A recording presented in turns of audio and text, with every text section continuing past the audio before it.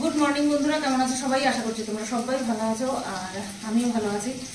শুধু গতকাল রাত্রেবেলা ঘুমটা একটুখানি কম হয়েছিল, এই যা, আর কোনো অসুবিধা নেই। তো এখন সকাল ওই 8:30 মতন বাজে, আমি দেখিনি।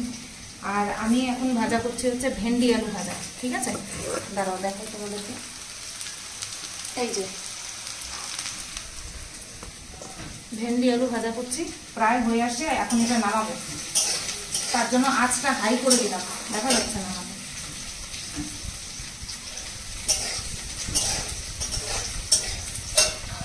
হয়ে গেছে, এবার একটুখানি তেলটা ধরুক। আর ভাতও কমপ্লিট হয়ে গেছে, এখন ভাত বাড়বো। আর হচ্ছে তোমার বাইরে থেকে খুব সুন্দর একটা হাওয়া আসছে জানলা দিয়ে। রেমার বলে যে ঝড় আজকে হওয়ার কথা, দেখা যাক হয় কিনা। তো ভেন্ডি ভাজা হয়ে গেছে, করবো মাছ। মাছের মধ্যে লবণ হলুদ মাখিয়ে রেখেছি, হ্যাঁ দেখা যাচ্ছে ওই যে লবণ হলুদ মাখিয়ে রেখেছি। এই ভেন্ডি ভাজাটা নামিয়ে এখন লবণ হলুদ ভেজে নেবো, তাই বলছিলাম মাছটা ভেজে নেবো। আর আছে হচ্ছে তোমার কচুর শাক, এই ইলিশ মাছ আর ভেটকি মাছের মাথা দিয়ে কচুর শাক আমি করিনি, ওপরে রান্না হয়েছে, মলিনা দিয়ে রান্না করেছে। আর গতকালকেও হাতটা ধুয়ে গতকালকেও আমার রান্না করা লাগেনি। গতকালকে আমি কোনো ভিডিও করিনি, আপাতত কোনো ভিডিও করিনি, বাট একটা ভিডিও তোমাদের সামনে দেওয়ার ইচ্ছা আছে, সেটা হয়তো গতকালকে দিয়ে দিয়েছি বা দিইনি, আমি জানি না। গতকালকে রান্না করিনি কারণ ছিল হচ্ছে তোমার চিংড়ি মাছ দিয়ে চিচিঙ্গা ভাজা, তারপরে মোচার ঘন্ট, নিরামিষ মোচার ঘন্ট। আর আর আমি কি রান্না করেছিলাম কালকে আমি কিচ্ছু রান্না করিনি। তো বর খেয়ে গেছিলো পাট শাক দিয়ে, আর আমি খেয়েছি মোচার তরকারি দিয়ে। কালকে কিছু রান্না করিনি, এক দাদা নিরামিষ তরকারি ছিল, গতকালকে মাছ ছাড়া খেয়েছি, নিরামিষ খেয়েছি। আর আজকে শুধু এই ভেন্ডি আলু ভাজলাম হচ্ছে সকালবেলা খাওয়ার জন্য। আর বরকে দিয়ে দেবো কচুর শাক আর মাছটা এখন বসাবো, আলু দিয়ে কাতলা মাছের ঝোল করবো, ঠিক আছে? তো চলো করে নিই। একটা কথা বলবো তোমাদেরকে, সেটা হচ্ছে পরে, যেহেতু এই রান্নাবান্না নিয়ে, সেটা পরে বলবো, বসে বলবো, ঠিক আছে?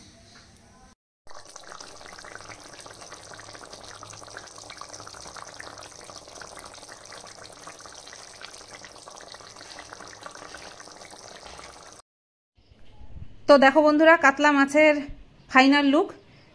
আলু দিয়ে বেশ একটু রসিয়ে কষিয়েই করলাম। দেখতে যেরকম মনে হচ্ছে ভালো হয়েছে, আর খেতেও কিন্তু ভালো হয়েছে। দেখতে মনে হচ্ছে কেন বললাম, তোমরা বুঝবে, তোমরা বলবে যে হ্যাঁ শুধু দেখে মনে হচ্ছে ভালোই হয়েছে, তার জন্য বললাম মনে হয়েছে। তো নামানোর আগে হালকা গরম মশলা দিয়েছি, ব্যাস এই তো হয়ে গেল আলু দিয়ে কাতলা মাছের কালিয়া, বলবো না, ঝোল। বাজে এখন 10:30, সকাল 10:30। দরজাটা হাওয়াতে খুলে গেছে, খুব সুন্দর হাওয়া দিচ্ছে, কিন্তু ঝড়ের সেরকম কিছু দেখছি না, হাওয়া দিচ্ছে। তো এইমাত্র গেল কারেন্টের দাদা। তো কারেন্টের দাদা মানে ওই ইলেকট্রিশিয়ান আর কি। তো বর থাকাকালীনই এসছিল, 8:30, 8:20 দিকে এসছিল, এই গেল, এই 2 মিনিট হয় গেছে। বর তো খেয়ে দিয়ে কাজে চলে গেছে, তো উনি ওনার মতন কাজ করছিল, আর আমি এদিকে রান্নাঘরে বাদবাকি যা কাজ ছিল করে খেয়ে দিয়ে আমি এই ঘরটায় বসে বসে ভিডিও দেখছিলাম। উনি ওনার মতন কাজ করে দিয়ে চলে গেল। আর হচ্ছে তোমার বর পেমেন্ট করে দিয়ে গেছে ওনাকে, আমাকে বলছিলাম, বললাম তুমি দিয়ে যাও, বললো আচ্ছা ঠিক আছে। তো চলো তোমাদেরকে দেখাই কি কি কাজ করেছে।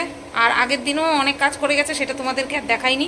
ওই 2টো টিউব লাগিয়েছে সেটা দেখিয়েছি, এই রড লাগিয়েছে সেটা দেখিয়েছি, আরও একটা কাজ করেছে। চলো ব্যাক ক্যামেরা অন করে তোমাদেরকে দেখাই। এটা দেখিয়েছিলাম আগের দিন, হচ্ছে এই বোর্ডটা লাগিয়ে দিয়ে গেছে। এই যে দেখতেই পাচ্ছ ছাপ, পুরনো বোর্ড, পুরো একেবারে ঘুনে ধরে গেছিলো, নষ্ট হয়ে গেছিলো। এই প্লাগের এই ফুটোগুলোতে ওই পোকা বাসা করে বন্ধ করে দিয়েছিল। আর এইবার এই বোর্ড এনেছে, 2টো প্লাগ আছে, 2টো প্লাগ লাগানোর জায়গা আছে, বেশ ভালো হয়েছে। তো এটা করে দিয়ে গেছিলো সেই ভোটের দিন মনে হয়, হ্যাঁ ভোটের দিন মনে হয়, ভোটের দিন। আর আজকে করে দিয়ে গেছে এই যে এই বোর্ডটা লাগিয়ে দিয়ে গেছে, ঠিক আছে?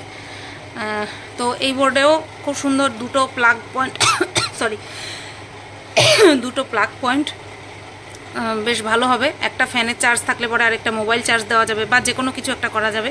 আগের বোর্ডটাও একটুখানি লম্বা ছিল, কিন্তু চওড়ায় কম ছিল। এই বোর্ডটা লম্বায় কম বাট চওড়ায় বেশি।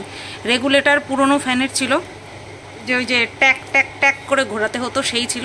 এটা এই প্লাগে এই বোর্ডে হচ্ছে এই নতুন আর কি রেগুলেটর। আগের বার ইন্ডিকেটারটা এই দিকে ছিল, এবার ইন্ডিকেটারটা এই দিকে।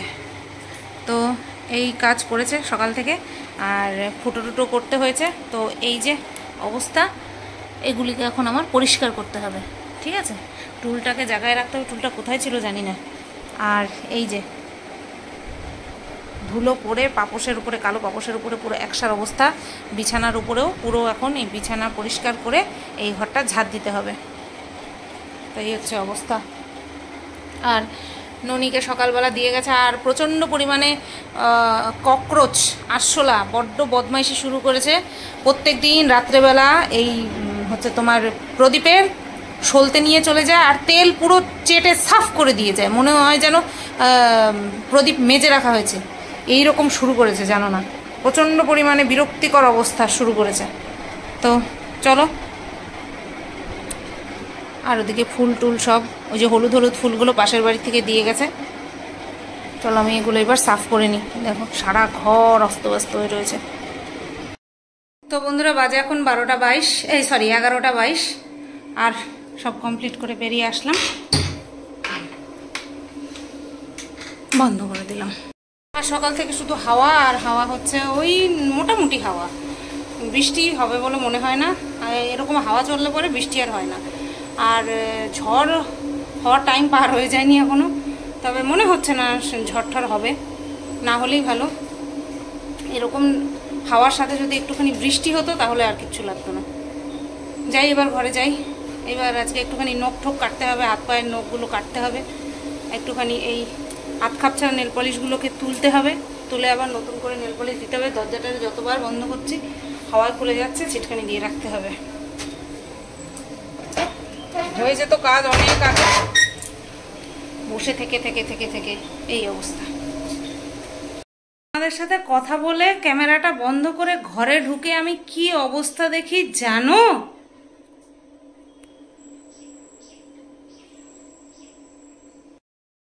এই যে এরকম ভাবে বসে কোনো লাভ হবে না। তুমি যা কাজটা করছো তাতে করে তুমি এইভাবে আমার গায়ে ঘষে বসলে কোনো কাজ হবে না, শাস্তি তোমার পাওয়া লাগবে। আমার গায়ে ঘষা বসলে হবে না, তুমি ছাড় পাবা না আজকে।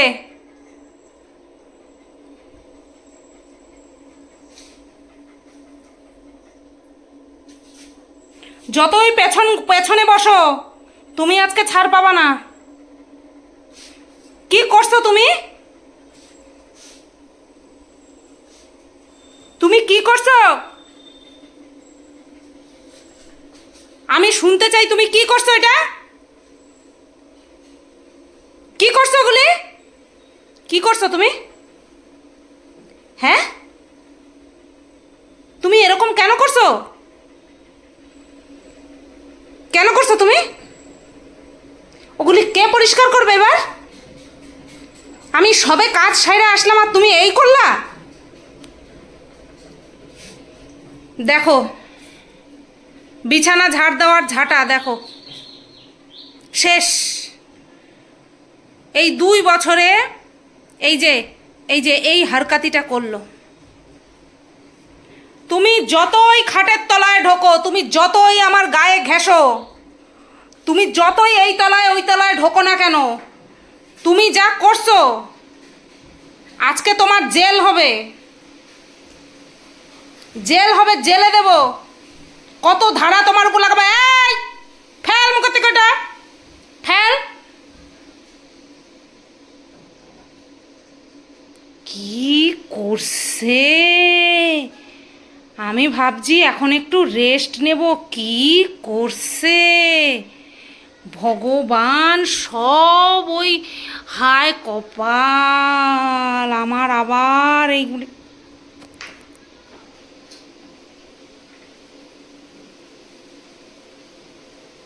তুই তো এরকম করিস না বাবা। কি রে? হ্যাঁ, তুই তো এরকম করিস না শোনা। তুমি এরকম কেন করছো? তুমি আগে বলো, উত্তরটা দাও। তুমি এটা কেন করছো বলো। বলো কেন করছো? তুমি ঝাঁটাটারে কেন নষ্ট করলা? কেন নষ্ট করলা? না, পিরিত করলে হবে না, পিরিত করলে চলবে না।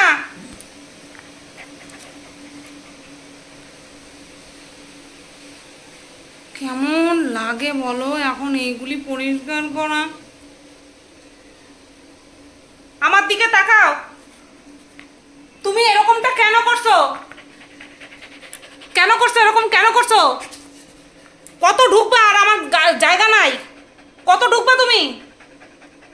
তুমি যে ভুল করছো তুমি সেটা বুঝতে পারছো তো?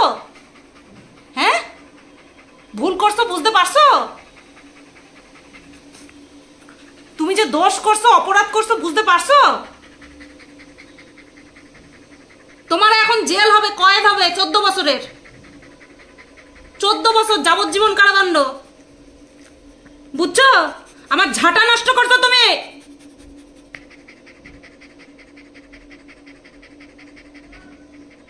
তুমি আমার ঝাঁটা নষ্ট করছো, তোমার যাবজ্জীবন কারাদণ্ড হবে, যাবজ্জীবন।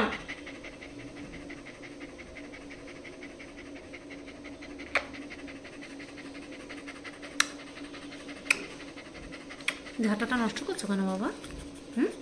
তুমি ঝাঁটাটা নষ্ট করছো কেন?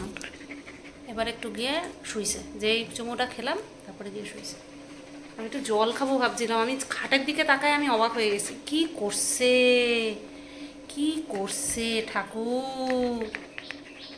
বাবা বাড়িতে আসুক, হ্যাঁ বাবা বাড়িতে আসুক, তোমার এই কিরম পিট্টিটা দেয় তুমি দেখবা। তোমারে কি, তুমি তোমারে না বকতে বকতে, তোমারে না শাসন করতে করতে তুমি বিগড়ে গেছো, বুঝছো? না যাই, এটা পরিষ্কার করে ফেলে আর কি করব।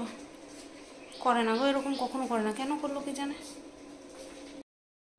ধারণা করা যায় কতখানি চালাক। এই কত চালাকি করা লাগে। আর নষ্ট করবা, করবা নষ্ট করবা। এই যে এইগুলি তো নেওয়া গেল না, এই যে এইগুলি তো নেওয়া গেল না, হ্যাঁ এইগুলি তো নষ্ট করলা তুমি।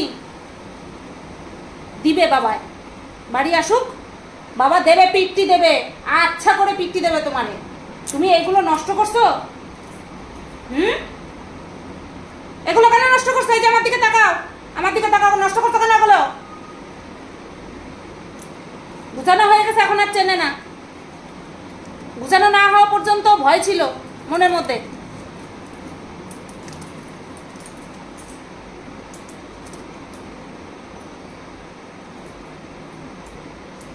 এইবার পিটান দেবো এগুলো মুখে দিলে, এগুলো নোংরা, বমি করবি। আর করবা এগুলো? আর করবা? আর বদমাইশি করবা? মনে থাকবে? মনে থাকবে তোমার? আমার কথা শুনো, নতুবা কানটি টেনে ছিঁড়ে দেবো, কানটি টেনে ছিঁড়ে দেবো। বলো মনে থাকবে? বাচ্চা, আমার বদ বাচ্চা, দুষ্টু বাচ্চা, এটা হচ্ছে বদ দুষ্টু বাচ্চা।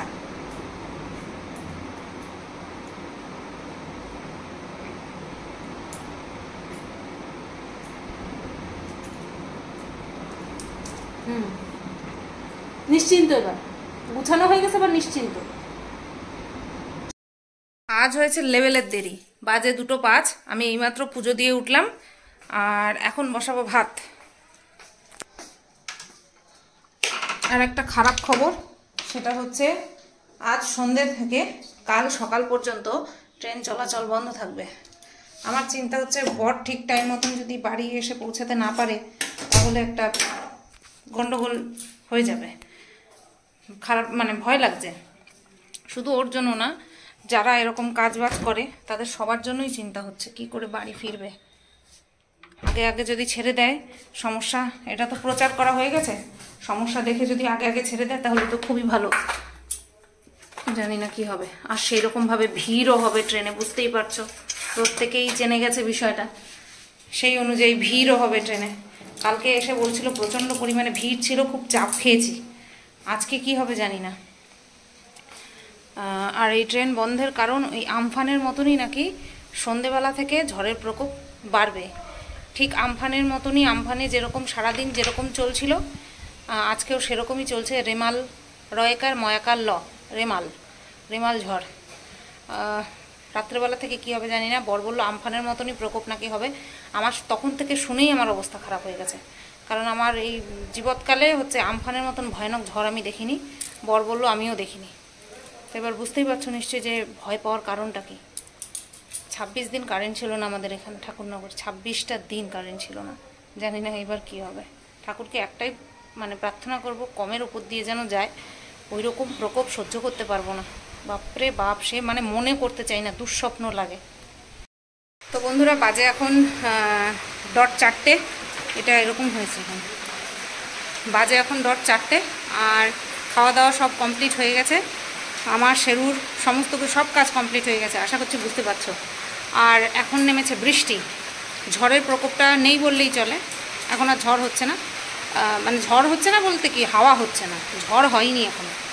তো এখন আর হাওয়া হচ্ছে না, এখন বেশ মাঝারি বৃষ্টি হচ্ছে, কাটা বৃষ্টিও বলা চলে না এটাকে, মাঝারি টাইপের বৃষ্টি হচ্ছে। এরকম চললেই হবে, এরকম চললেই হবে। এর থেকে বেশি বৃষ্টি হলে ক্ষতি নেই, বাট ঝড় ঠড় যেন না হয়। চলো তোমাদেরকে একটুখানি ব্যাক ক্যামেরা অন করে দেখাই। এই যে এরকম ঝিরঝির ঝিরঝির করে বৃষ্টি পড়ছে, বৃষ্টিগুলো ধরা পড়ছে লেন্সে। খুব নজর চালালে বোঝা যাচ্ছে, নয়তো বোঝা যাচ্ছে না। তো দেখলেই বুঝতে পারছো। আর এইদিকে গাছপালা খুব সবুজ হয়ে রয়েছে, তার সাথে লাল ফুল অসাধারণ লাগছে। আর এটা কি, এটা আমার দুষ্টু বাবা, দুষ্টামি করে, শুধু শুধু দুষ্টামি করে, ঝাঁটাটারে নষ্ট করে দিয়েছে। তো চলো, এই ঠান্ডা ঠান্ডা বৃষ্টির মধ্যে কারেন্ট অবভিয়াসলি নেই, ভীষণ নর্মাল, এটা থাকাটাই অস্বাভাবিক। তো চলো আজকে আর ফ্যান লাগবে না, এমনি শুয়ে পড়ি। যত ইনভার্টারের মানে বাঁচানো যায় তত বেশি ভালো। জানি না ঝড় হবে কি হবে না, সেই কারণে ইনভার্টার বাঁচাচ্ছি মানে ওই ইনভার্টারের চার্জ বাঁচাচ্ছি, বুঝতে পারো তোমরা কি বলছি। চলো গিয়ে শুই। তো বন্ধুরা বাজে এখন 6:06, সন্ধ্যা 6:06। আর আমার ঘুম ভাঙলো বরের বেলের আওয়াজে, ওই যে চলে আসছে কাজের থেকে। খুব চিন্তায় ছিলাম, এত তাড়াতাড়ি আসবে ভাবতে পারিনি। যাই হোক, তাড়াতাড়ি চলে আসছে। ট্রেনে ভিড় ছিল গো। হ্যাঁ ফাঁকা? হ্যাঁ